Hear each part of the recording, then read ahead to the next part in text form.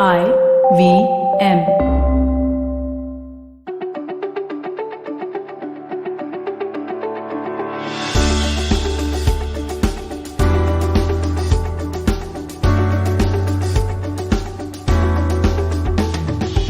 Hello and welcome to episode 8 of Getting Meta with me, Deepak Gopalakrishnan, or Chuck as the world tends to call me. We're well towards the end stretch of the first season, and I have 3 excellent interviews lined up for you. This one is very special to me. I know I say that for every interview because it's either someone I admire or someone who is a friend, and I suppose in some ways all of them are special. Otherwise, I wouldn't have asked them to come on. This particular recording is special to me because it's with someone whom I've worked with very closely for the last couple of years, Meeta Malhotra. She is the founder and editor of an online magazine called The Hard Copy that I write for. It's a publication in the intersection of brand, design, and marketing. I've had a terrific time writing for it and I've learned a lot. But think I did my best work for them under the guidance of Meeta, who is not just very sharp with respect to the above topics, but has a wonderful perspective that comes with years of being an entrepreneur and investor, which now brings me to her past life. Many people will know Meeta as a partner at Ray and Keshavan, India's once premier design and branding agency, which was then sold to the advertising conglomerate WPP in 2013. Following that, Meeta had a bunch of other ventures and investments, including Kinetic Glue, which was a kind of Slack before its time, and Varana, a luxury apparel brand based out of London. Along the way, she's also acted as a mentor to several entrepreneurs, and I find myself fortunate to be able to have long conversations with her, benefiting from all that experience while technically being on her freelance payroll.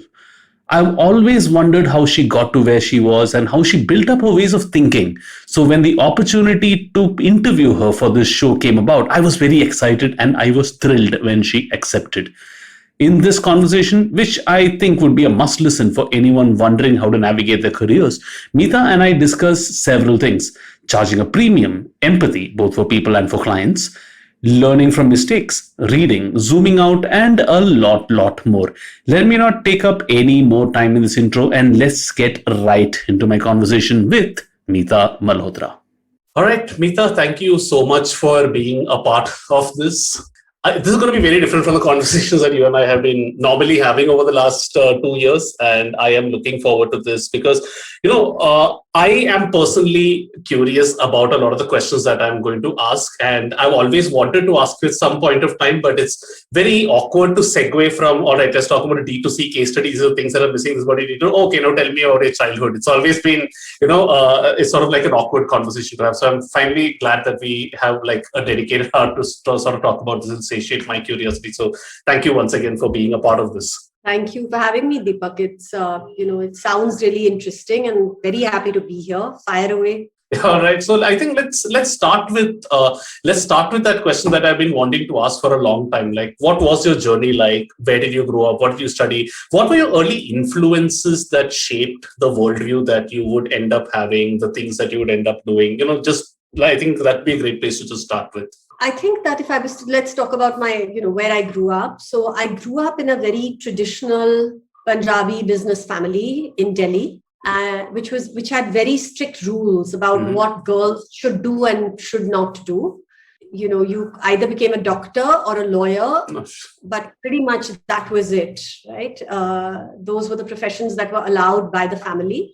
And I was a bit of a black sheep in the sense that I always questioned this, and I used to read, which was a taboo. So I know that people listening to this are going to find this bizarre, but that's how much the world has changed over the last couple of decades. And I would read and I would beg my mother to constantly buy me books. And my grandmother, who was the matriarch of the family, would say that, in Hindi, which I hope your listeners understand, that, if itni kitabein padhegi, fir glasses lag jayenge and then who will marry her? So that was always the worry, wasn't it?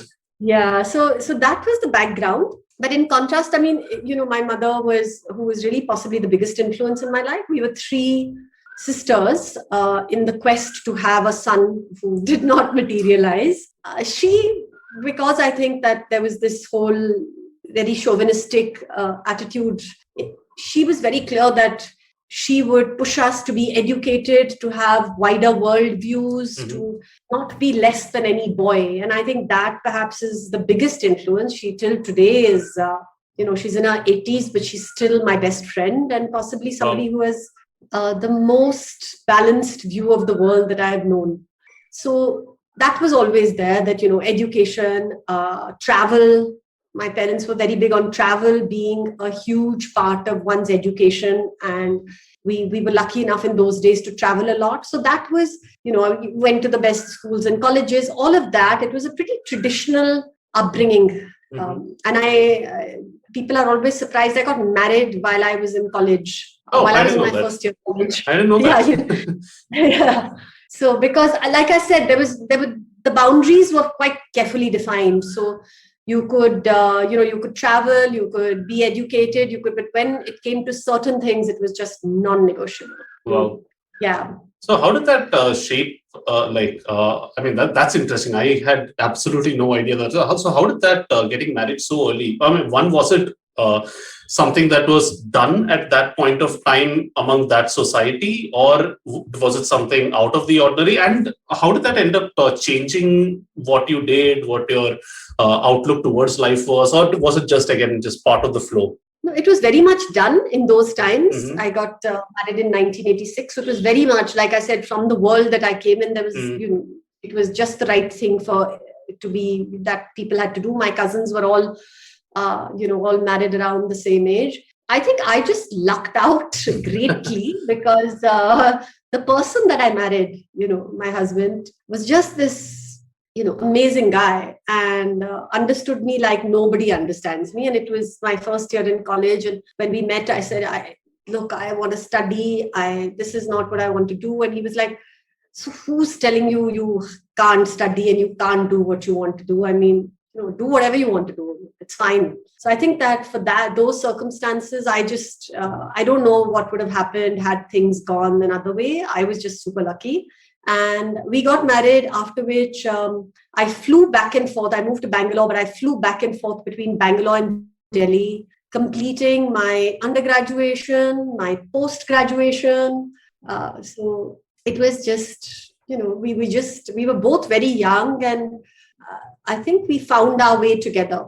So lately lucked out. Yeah, and so sometimes that's the best way of going about it, right? Life doesn't really come to you as the best laid plans. It is really about taking the things that happen and then making the best of those and learning from there and just moving on, I guess. Is that something that resonated with you? I think so. I think that if the fundamentals are in place, right? I mean, there are a few fundamentals you should never compromise on. But if those are in place, then it's definitely a question of looking at what cards you've been dealt and then deciding how to play your hand and how to play the best hand. Yeah. And by contrast, I guess that means if the fundamentals are not in place, and even if you have the best of things given to you, then you're not going to make the best of those situations. And I guess that's true for a relationship or whether that's for careers, really. I think that's a pretty interesting way to start. So from there, Peeta, what's your personal journey been like? Of course, most people listening to this will know of the hard copy and re-engagement before that, but what were the other things that happened in there? And I know you have a pretty interesting story. Okay, so like I said, picking up from where I moved to Bangalore, I got married, moved to Bangalore, and then, spent a couple of years going back and forth, finishing. What did you study, Meeta, by the way? Sorry, I'm so sorry, but what did you study? We never talked about that. I studied, I studied economics, in Lady Shri Ram College, which was an all-girls college. Right. And then I did a master's in economics from the Delhi School of Economics. Okay. Again, those were choices that were, it was okay. If you don't want to do medicine and you don't want to do law, then okay, fine. Economics seems like whereas when I look back, what I would have loved to study is something like English literature. Sure. But it was just not considered something that, if you did well in school, then why would you want to study English literature? Right. So, you score well in maths and science, do something analytical. So anyway, I ended up doing that, ended up studying economics. And now that I look back, I think it was a good thing because it taught me data, it taught me analysis, it taught me a lot of things that I put to work later on in my life.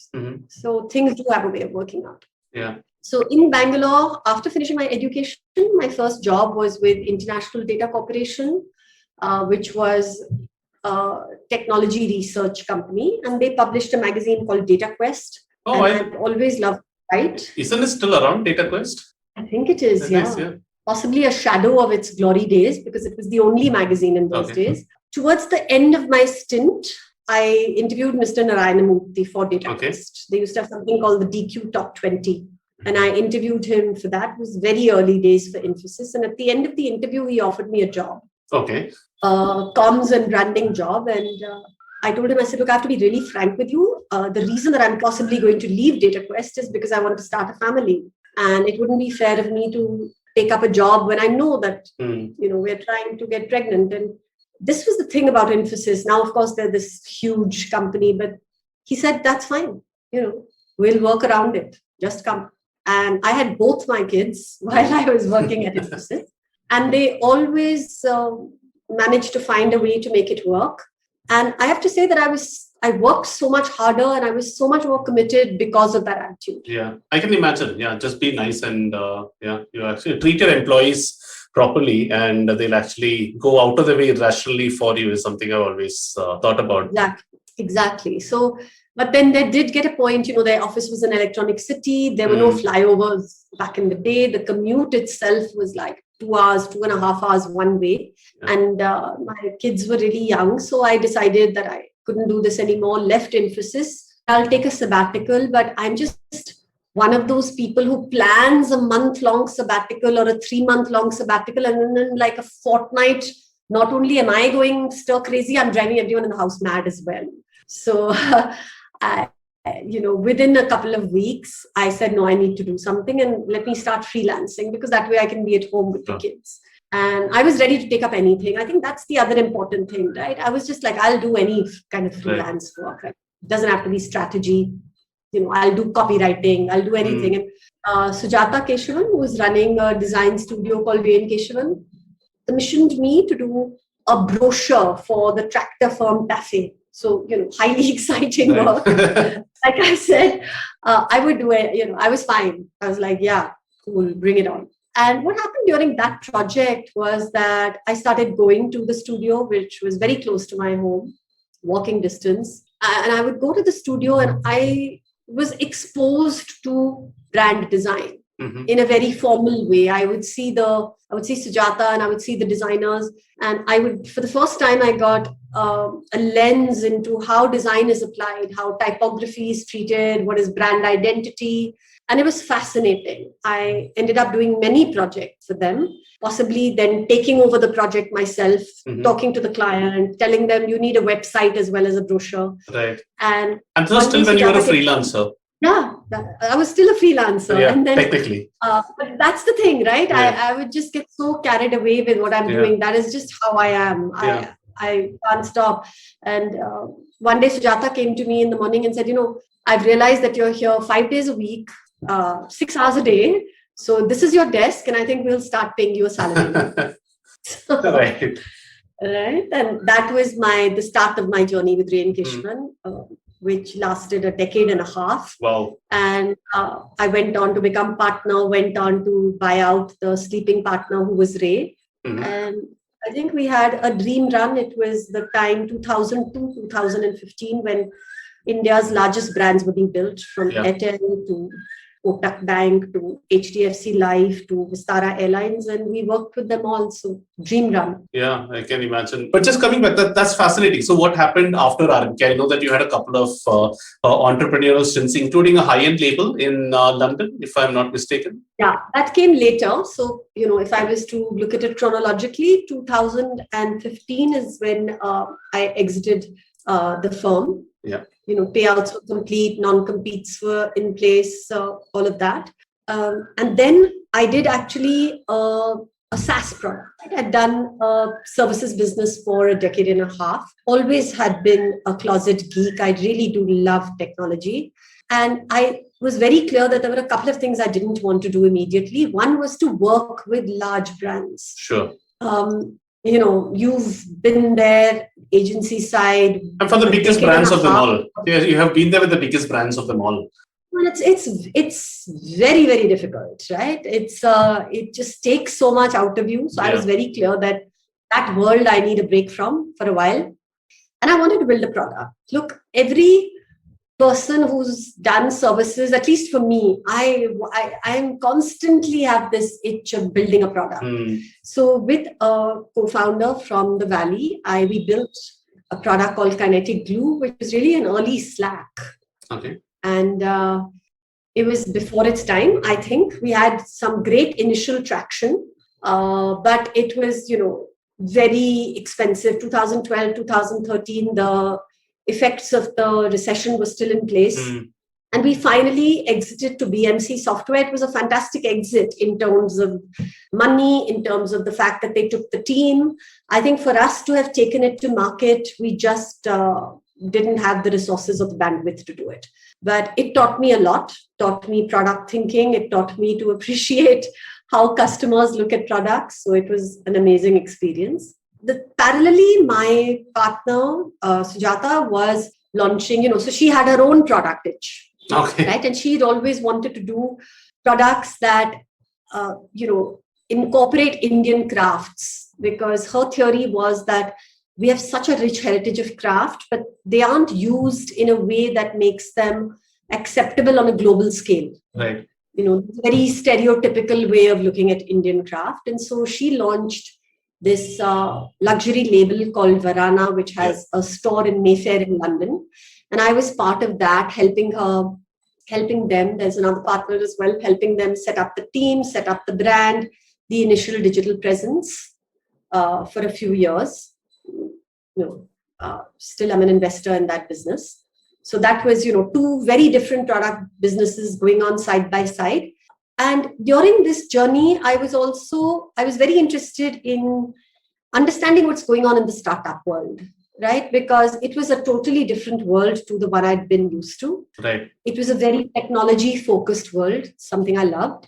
And I think it was changing marketing as we understood it. Right. So it was really important to understand what was happening. And I was, again, lucky enough to find a few of the bigger VCs who said, come in, help our portfolio companies with brand building. So get a ringside view, attend board meetings, also invest if you like. So I wrote a lot of 10 lakh rupee checks, lost a lot of money because, 99% of startups fail, but it was the best education that I could have possibly hoped to get. Mm-hmm.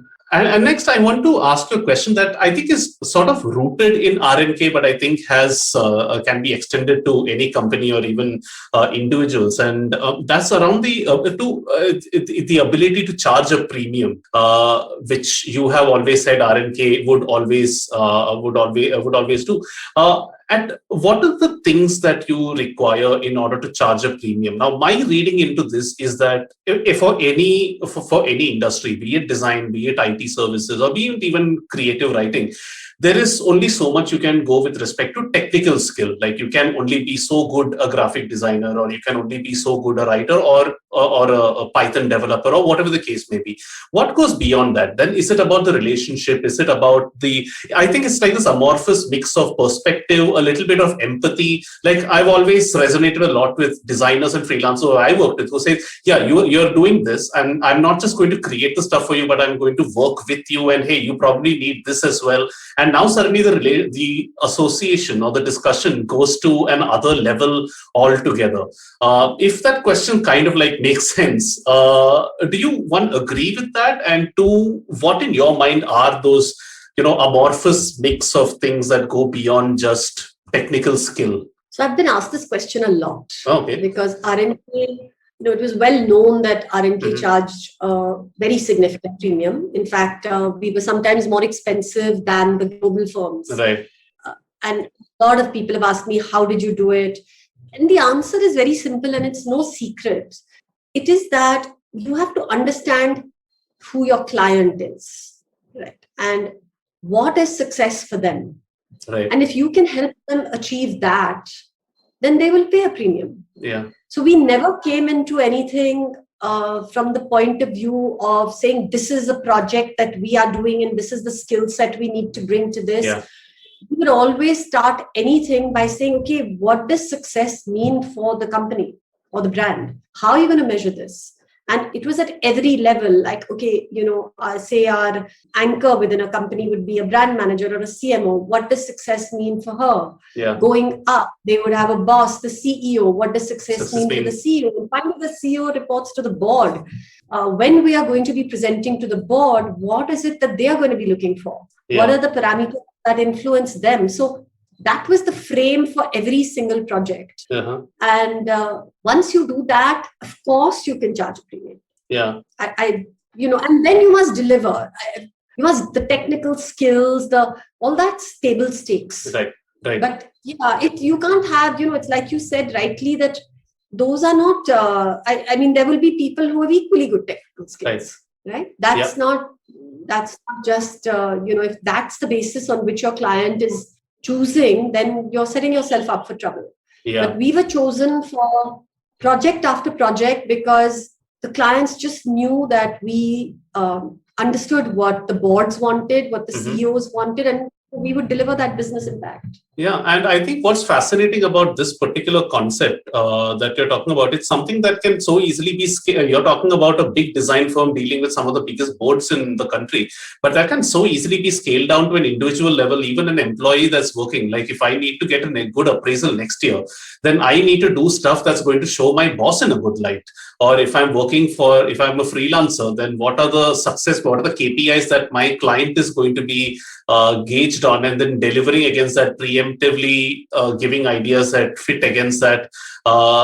Is that right in your experience as well? Because you've obviously dealt with a lot of freelancers yourself also. Yeah, no, absolutely. I think that key understanding of what success means for your client is really important, but sometimes it's not enough just to go by what they think success is. So very important to spend that time to have that. I always talk about it and I say, look, there'll be two people in a conversation, right? It'll be you and your client, but step out of the room and be the third person who's looking at this and saying, 6 months down the line, 1 year down the line, how will this be judged? You can bring an added dimension to your client. You can tell them that, look, stop for a minute, let's discuss this further. Yeah. Right? Because very often when you're so caught up in operations, you're not thinking that far. And I think that again, is superpower. Yeah, I think that's a beautiful way of phrasing it. The third person perspective, almost like you're saying. I remember Reid Hoffman during one of his shows saying some things that stuck with me for a long time. Like whenever you ask somebody for anything,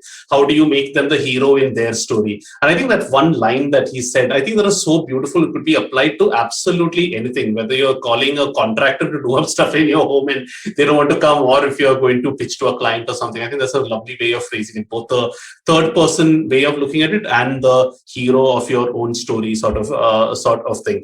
Nimita, just before I want to talk about like how you structure your day and all that, but before I do that, one of the other things that I want to ask you is, you seem to be from all the conversations that I've had with you till now and from what you said over here, you're a person who's not very scared of making mistakes as long as you can learn from them and apply them, move on, etc. So a couple of questions over here. One, if you're comfortable saying, so what are some of those favorite mistakes that you've made, if that you've learned from and look back and say, thank goodness that mistake happened, otherwise I wouldn't be where I am today? And two, how do people recognize, if a person realizes that they've made a mistake, they're in a mistake right now, what do they do? Like, do they get out of it quickly? How do you, what are the symptoms that they can identify to help them move on from the situation quickly?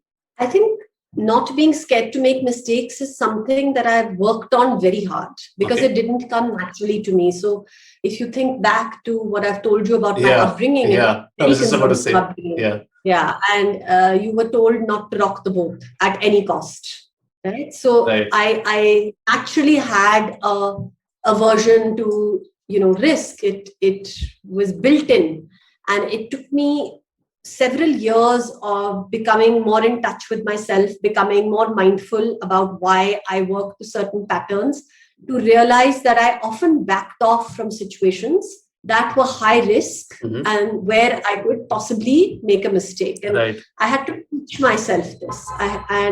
While it's a long process and it involved many things, including, the practice of Vipassana, and I won't go there, but the simple framing that I've used, and I use this to talk to my kids, is, ask yourself a couple of things. First, what's the worst that could happen? You should know Yeah. that. Right? Yeah. What is the very worst that could happen? And you should be prepared for that. For it. Now, Yeah. This has two parts to it. One part is very often the monetary impact. Right. And there it's very individual. You have to decide if you're prepared for loss of job or loss of money or whatever.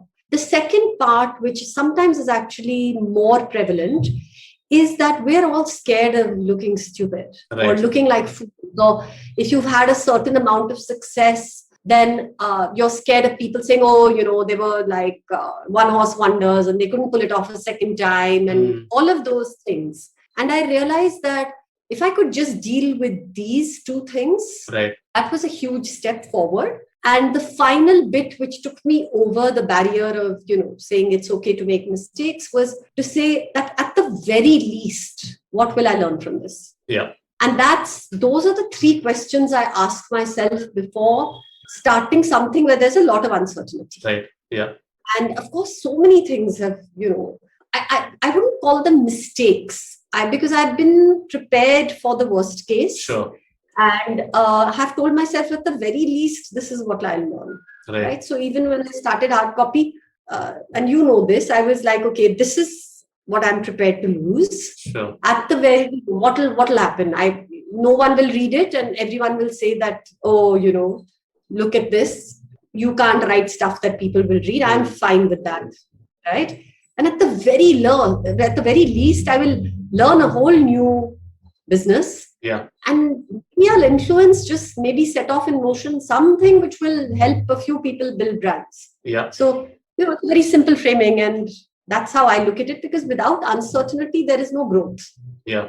No, that's so well. That's so well put, and I can think of many situations where I've been, thinking like that, and just thinking about the worst case situation. One, it prepares you, and two, you realize that it's not as bad as you might make it out to be. The unknown is scary, yes, but once you start thinking about the worst case scenario, you're like, okay, that's fine. A few people pointing and laughing at me on Twitter, that's something I can possibly deal with, and that's a risk worth taking. Just thinking about the worst case scenario, I think, just giving a form to your worst fears. I think there's a scene in Harry Potter or something, right, where something turns into your worst nightmare, and just seeing it in front of you actually just exposure therapy, I suppose, there's some form of. But that's wonderful, Meeta. And the more I speak to successful people like you, the more I realize that many of the answers to these questions are just such simple solutions. It's just that many people just don't end up doing them. Like thinking worst case scenario is something that I guess should be imbibed at a very sort of young age. Let's take a break at this point, and we'll be right back with this interview with Meeta Malhotra. Hey, it's been another great week on the IVM Podcast Network. On Know Your Kanun, Keshav Chaturvedi talks to Amber about climate change laws and their implications. We have a new show, The Last Brand Standing. Anupam Gupta and Ambi Parmeshwar get together and discuss some of the biggest and most public feuds in Indian brand history. Do check that out. On Candid Kannan, actor Priyank Sharma spills the beans about his career controversies and reality shows. On The Habit Coach, Ashton teaches the way to maintain the habit of persistence. On Tere Mere Raaste, Keshav takes us to the famous city of Kochi to discover its heritage. And on News Kids on the Blocks, catch the week's updates from Afghanistan's horrifying crisis to Messi's exit from Barcelona. Do follow us on social media. We're IVM Podcast on Twitter, Facebook, Instagram, and LinkedIn. And remember, if you're enjoying this show or any other show for that matter, please do tell a friend. And finally, we'd like to thank our sponsors on the network this week, CEAT, Cred, Bank of Baroda, Quarter, CoinSwitch, Kuber, and Intuit India. Thank you so much for making this possible. I hope you enjoyed that little break, and now back to my conversation with Meeta. Let's segue to your today. Like, how do you plan your work? Do you structure it by day, by week? I know different people have their own ways of working. Dimant, for example, who I spoke to from the Better India, he can't do the Google Calendar way of working. For him, that level of randomness is needed because he is that sort of person. So I'm keen to ask you, what is your style of working? Do you plan it months in advance? Given by what you told me about your sabbatical, I think I can gauge which side of the spectrum you'll be on, but it's keen to hear from you in any case. So I think I do plan things, but I plan an overall structure, and then I give myself enough room for flexibility within it. So let's say I do know what's going to happen this month, largely in terms of work. But when it comes to my day, I've tried the Google calendaring thing. It doesn't work for me. So what I do is I just tell myself that by the end of the day, this is the stuff that I should have ticked off. Right. This needs to get done today. Right. And then I give myself enough flexibility to say, well, if I spend 3 hours after lunch curled up with a book, then just make the black coffee and, work late at night. Yeah. And I think that's something that's worked for me. But I am quite careful about finishing what I've set out to do that day. Right. So for you, that's a restriction. Like you have a vague idea of what all needs to be done, and they have to be done by the time you turn in to bed. Yeah. If they're not, then I'll wake up very early in the morning and finish them all. Yeah, and that's something that I won't question you on, because I know I've seen you slog well into the night, get mails from you at 3 a.m. and all that. So I know you do that level of compensation. So let's move to your content consumption, if I may use that. Term. I genuinely have respect for you in terms of how you manage to keep up with everything that's happening around from so many multiple sources, given that you also are, that you have so many things to do as well. So how do you read, learn, consume? How do you read for pleasure versus knowledge? Because I do know you do a lot of that as well. Anything on that, on your content consumption patterns, if I may call it that? So I think first of all, I love to read. Yeah. I read, it's just a natural habit. And, if I'm in a store, I'll be reading backs of packs. So it's something that comes to you very naturally. And backs of packs, yeah, I totally, I love reading backs of packs, actually. So if I was to think about this, and this is just coming to me now as you asked me this question, and I think that the way I consume content, I think it's got 2 tracks to it, right? So there's one track which is like the rabbit hole track, right? Which is that if I'm very interested in a topic at the moment, then and it could be anything, really just anything, then I'll just go down every single rabbit hole that I find without worrying about too much where it's leading me, and try and just, so for instance, that I was in Delhi, and these last 2 months, a lot of my close family members had COVID, and that was all I was really thinking about, right? And so I was reading this book, which perhaps I wouldn't have read otherwise, but since I was just so set on learning everything I could about COVID, I read this book, which is called, it's John Barry. I'm forgetting the name. It's called, it's about the influenza outbreak. It was written in 2004. And it's a fascinating book, because he says that it's not a question of if, it is just a question of when we have the next pandemic. And he then goes on to link it to history, saying that it's because Wilson had the flu that he signed a weak Treaty of Versailles, which then led to Hitler. So it's, and then of course that took me down a sort of World War. Yeah, rabbit hole. I think all rabbit holes end in World War. Yeah, either World War I or World War II. No rabbit hole can escape that, really. Like if you talk about the history of the internet, you can go back to DARPA. DARPA was set up because of this World War II. Bam, there you have it. I think there's a drinking game in here somewhere. Correct. So that's the rabbit hole thing. And I tend to do that a lot. And I'll just go down, whatever it is I'm immersed in at that moment. It can be just anything, food or fashion or World War or anything. I'll just follow every rabbit hole till I'm sated, in a sense. And the book I'm guessing you're talking about, the book I'm guessing is The Great Influencer. That's the one. That's the one, right? Yeah. Yes. John Barry. Yeah. Correct. And then the second way I consume content is a more, I have to learn this stuff. So as an example, when we were doing when I was working on the fashion label in London, I set, and that's more like running a hurdle race, right? Where you have to keep up a pace. Right. And it's you've got your blinkers on, and you've just got to learn one hurdle after another. So how does this work? Who are the players in the market? And then I'm fairly disciplined about just setting myself, creating reading lists and just going after that. When I started hard copy, I had to learn about publishing. So just going after that. So yeah, I think those are the two different tracks: the rabbit hole and the hurdle race. And that's that's such a nice way of putting it, the rabbit hole and the hurdle race, as it were. That's not to discount rabbit holes, which could have hurdles as well for a hybrid one. So I'm assuming you take out separate time from your work. You like devote like this week there needs to be X amount of reading time, or is it more spontaneous than that? At least for the former. Much more spontaneous. It's much more spontaneous than that. Because like I said, I read every day. I read for hours every day, and it just depends on when I've been, as I say this to you, Deepak, I realize how fortunate I am, because I am in control of my time. Lovely weather in Bangalore right now. It's cloudy and rainy, and after lunch, I made myself a cup of coffee and I say, okay, just an hour. But then I look at my watch and it's like 5 o'clock. So I've just gone down a rabbit hole. So it's much more spontaneous than that. But like I said, somewhere inside, I have a coping mechanism where in larger stretches of time, like a week or a fortnight or a month, I've balanced things out.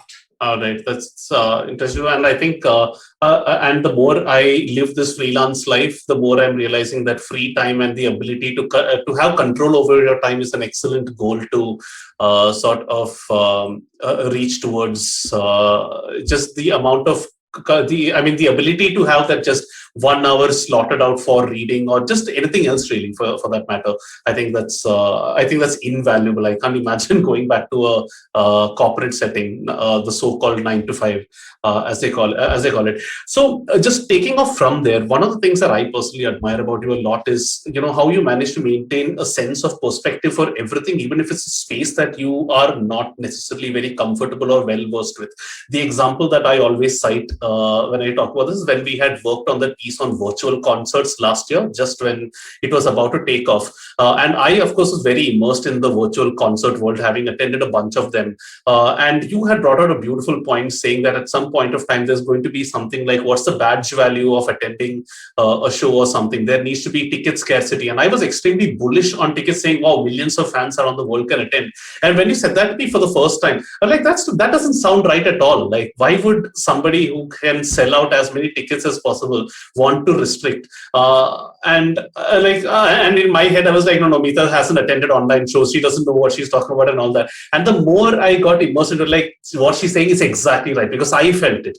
I was like, wow, okay, if that show actually had just 50 tickets, I would have probably paid more for it. And now, of course, it's become very commoditized, and exactly what you're saying has come true in some sense. So how do you, I mean, that's something that I've admired about you for a very, very long time. Like, how do you manage to build that sense of perspective, especially for a field that you may not have personal interest in or even have read enough about? I think that a lot of, I go by Occam's razor, if you know the principle, right? Occam, simplest. I just feel that so much of what we talk about or assign fancy terms to is just natural human behavior and common sense. Maybe it's an opinion, but I really feel very strongly about that. So if you can zoom out and look at things, and that is something you have to work hard on. And it's something I've worked hard on, because there are occasions when it's great to be completely immersed in something, as you are, as you were with the concert story, because you come from that. And it's very important to do that, to be just fully immersed in something and zoomed in, right? Nothing else. You're not hearing or thinking about anything else. But it's equally important to know when to zoom out. And look at the bigger picture. And if you are interested in and you study human behavior, a lot of this is just common sense. That makes total sense. And I'm assuming you've also seen similar parallels in completely different industries and completely different business situations and settings. So I guess that experience and being...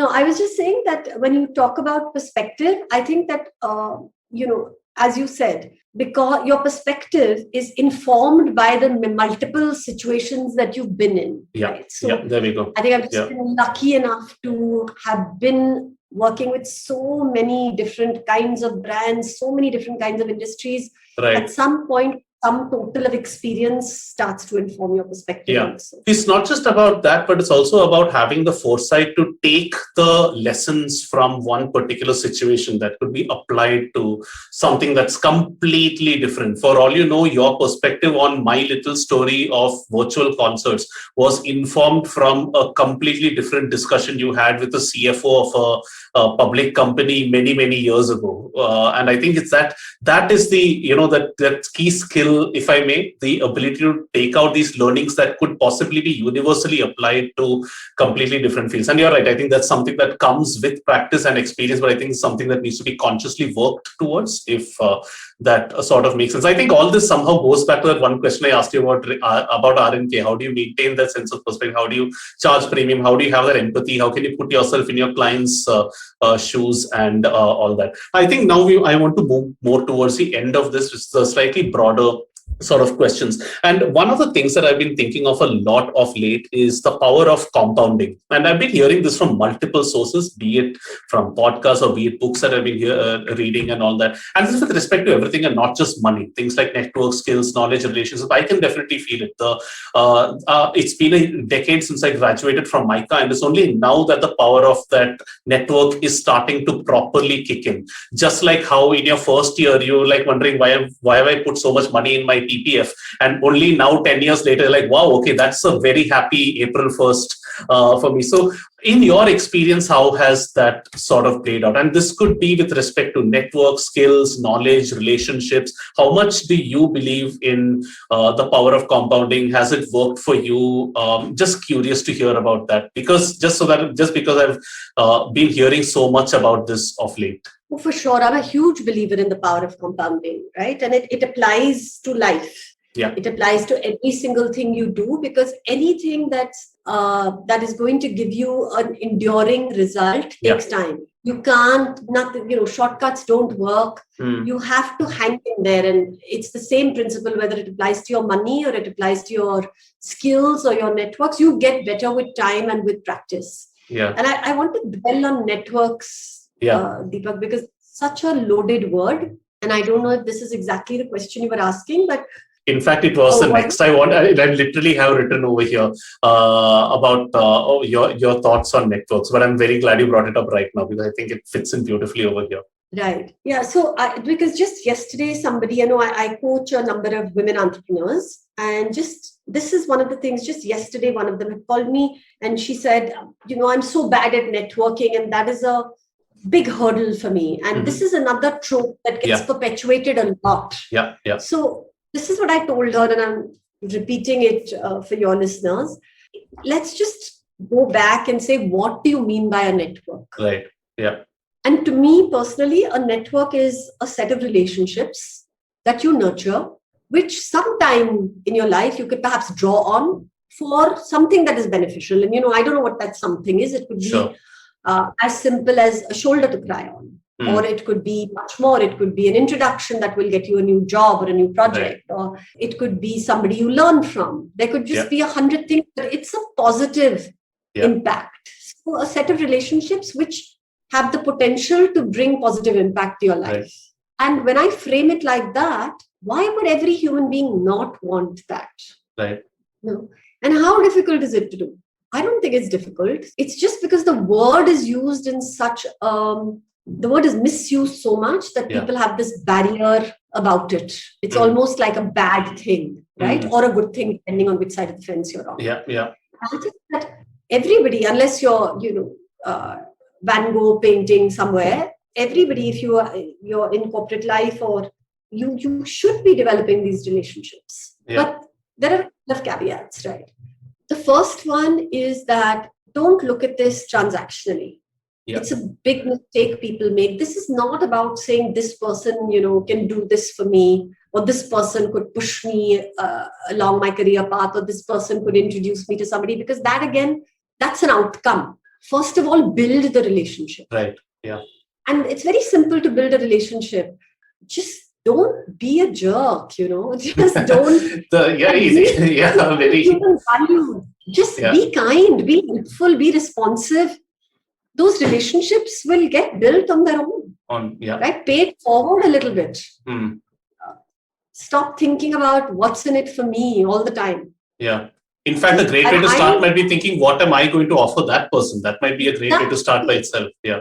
Exactly. I mean, why not start like that by thinking what value you could offer them, or just get forward with somebody else. I think that stuff gets around. Yeah. And the second piece of advice I have, because I've seen this over so many years, is, a lot of young people tend to think that a network means these big star names. Yeah.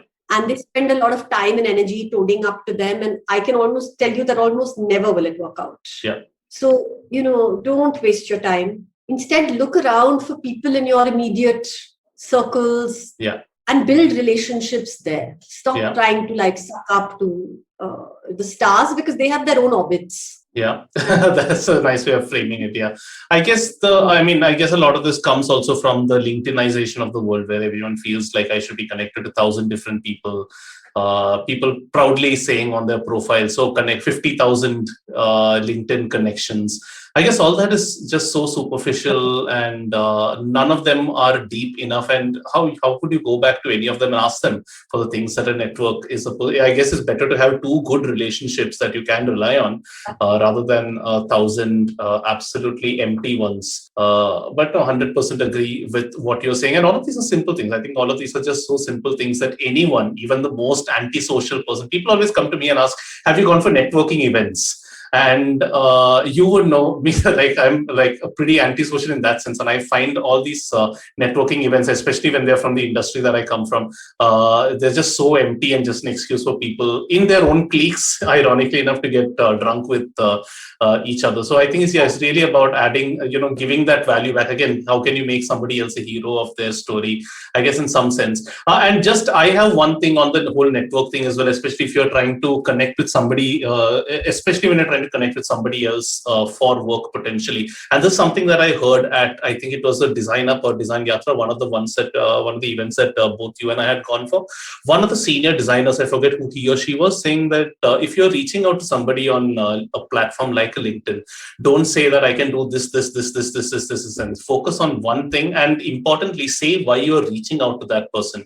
Don't just say, if you're a designer, hey, I'm a designer, can I design for you? Be very specific in terms of what you are going to offer that person, why you are specifically reached out to that one person, or what I like to call why me and why you. And I think that's something, at least from a professional sense, I think that's something that's worked out reasonably well for me and a few others that I know as well. And I guess that goes in line with what you were saying, even though I did make it out to be slightly more transactional in nature.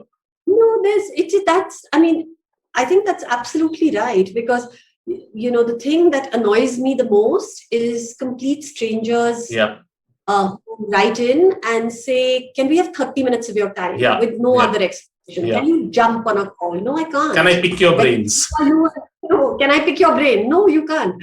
So I think that those show such an extreme insensitivity to what you're asking for.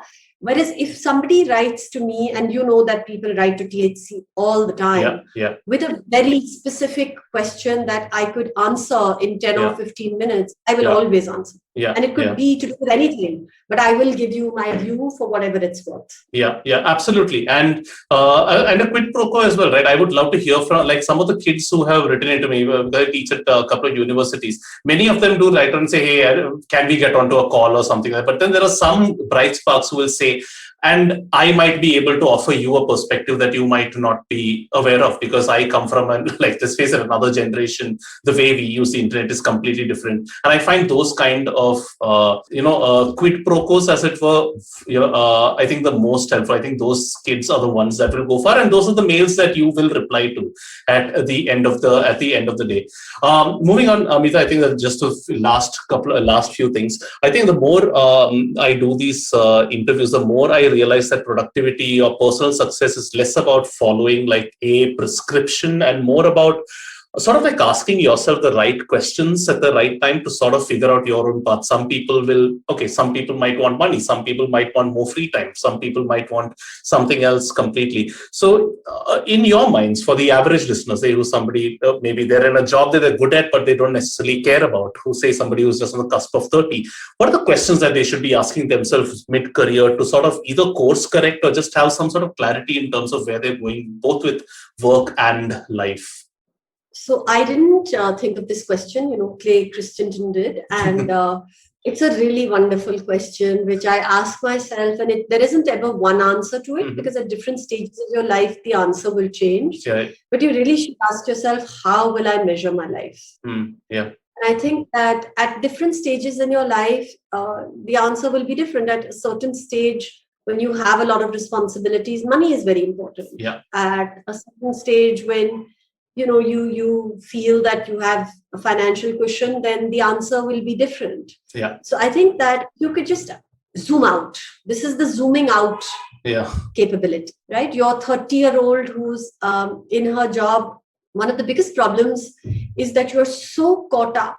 It's a hectic day. It's 24 hours, then the weekend comes, then you need some much needed R&R, then the next week starts, then it's a week, a month, a year. And I think that that's what you have to guard against, to always have the time and space and perhaps another voice, because that helps sometimes. Yeah. To just zoom out and say, where am I going? What is it that I want? Am I on the path to achieve that? And I firmly believe that many of the answers are within us. We just need to step back, disengage from your normal life and just ask, what is it that I want? And am I on course to get what I want, at least in the short to medium term? Yeah, absolutely. We may not know what we want in the very long term, but in the next year, 2, 3 years. Yeah, and that's a fantastic way of phrasing it. And for any young people who are possibly listening to this, what are the intersections or skills that you see will be vital by, say, 2030? And I know this is a very loaded question because there's so much change that's happened in the last couple of years itself. But have you thought about what the 2030, these are the 3-4 skills that might be important? And any youngster who's getting into the workforce today, these are the things that you should be building, or these are spaces that you should definitely be sort of looking at getting into, anything like that? I don't want to predict what specific skills will be important in 2030, but I think that one of the most important things that you can do is, build 2 things: build adaptability and resilience. Fair. Because I think that things are changing so fast. Yeah. We're seeing that 2 years ago, who would have predicted what the pandemic will bring? We still don't know we don't know what 2022 is going to hold, let alone 2030. Yeah. So I think that skills are just changing incredibly fast. What's going to be very, very important is adaptability. You have to know what's happening, what's coming, and you have to be able to shift paths. I think that's just going to be so key. And I think that you have to build resilience, because things are going to get obsolete very fast. Yeah. And you possibly are going to get, smacked in the face a little more often than we did in more stable times. Yeah. In my career, for a very long time, people had the same skills. Right. It didn't matter, right? Yeah. But now, my God, in 2 years, it really does. So I think that build that ability to adapt. And then when you're sort of smacked in the face, to be able to dust yourself off, get up and go again. Just go again. Yeah. And finally, Meeta, I actually want to end with something that we spoke about before we hit the record button. Actually, it's just you've been in this game a long time, and you've obviously had your fair share of ups and downs, and have learned a lot. And you said that the pandemic has taught you so much, and if that's in fact what I wanted to sort of end with. So, any realizations, insights at a societal level, human level, something about you, anything at all that you would like to share at all?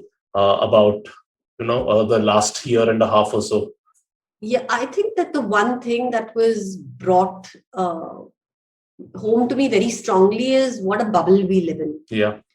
I think that really hurt, because we like to think of ourselves as kind people, as compassionate people. And the fact that we were reading things on Twitter just meant that, you were coming from a place of privilege anyway, that you could sit and read this on Twitter and then tell your friends, oh, that's just horrible. It just struck me that there is so much happening around us, but we don't step out of our bubble enough. Yeah. And I think a personal lesson for me has been to do that, to really do that much more. Get out and meet people who are not doing what I do or are not the people who we meet normally, and see if there's some way to, just impact a few more lives. Yeah, I think that's so nicely put. Yesterday, one of the happiest things that happened to me this year was my maid was not getting vaccinated because she was worried about WhatsApp rumors and everything. And I sat her down and said, no, please go get vaccinated. Yesterday, after she got her shot, she called me first and said, calling you before anybody else because you told me to do this. And I finally got the injection. And that made me immeasurably happy. It felt okay, impacted something somewhere beyond just an article I wrote or something like that. So that felt really good and completely understand what you're saying. I think all of us have the ability to affect somebody's life in some small way, if not like something huge, like some more people are doing. But yeah, absolutely right. I think we've spoken so much about zooming out in various other contexts during this conversation, but I think the most important zooming out is what this pandemic itself has taught us as, like you said, like in our bubbles, and just zoom out and see the world itself. Like Carl Sagan said all those years ago, when you're on the moon, you see that pale blue dot. I think that just throws a sense of perspective, like anything else. Meeta, that's about it. Actually, it's been like a fascinating conversation for me. Thank you so much for taking the time out to share all these things with us, because I'm sure you haven't. I know you're not very uncomfortable talking about yourself. So again, double thanks to you for doing this. Any last words that you want to share? No, thank you, Deepak. This has been great fun. Like I said, I don't know. Nobody's ever asked me these questions. So, I hope whatever I've said is helpful. I mean, that's the reason we're doing this, right? Yeah. Whether you're doing it or I'm doing it, is just hoping that whoever listens to it takes something away that is of some help to them. Yeah, absolutely. And there you have it. I hope you enjoyed that chat and found it as insightful as I did being on the other side. I would really want to thank Meeta for being a part of this, because she's not very comfortable talking about herself. And like she herself said, this is the first time these questions have been asked of her in a public interview. So very, very grateful to her for not just sharing her insights, but just going out of her comfort zone, I guess, a little bit, and coming onto the show. So like we do on this show, what are my takeaways, my top 3 takeaways from this show? So first, the ability to charge a premium comes with truly understanding who your client is and what success means for them. This is, I think, advice that a freelancer can use, and even advice that a large business can use. Second, a good way to avoid being scared of making mistakes is to ask yourself what's the worst that can happen, and then be prepared for it, monetarily or reputationally. And lastly, building the ability to zoom out and look at the larger picture. This is something several of my other guests have said too, even if phrased differently. So I guess there must be something there. If you enjoyed this conversation, do let us know. I am Chuck_Gopal on Twitter and Chuck of All Trades on Instagram, while Meeta is Meeta Malhotra on Twitter and Meeta_Malhotra on Instagram. Of course, all links are in the notes of this episode, but more than anything, both of us would urge you to check out the hard copy. It's a fantastic resource with some terrific articles, case studies, opinions on branding, and lots more. And all of it is completely free. And there's an excellent weekly newsletter too, which I've just started drawing comics for too, if that's another reason to check it out. Thank you for listening to this episode, and I will be back in your ears next week for the penultimate episode of this season of Getting Meta. See you then.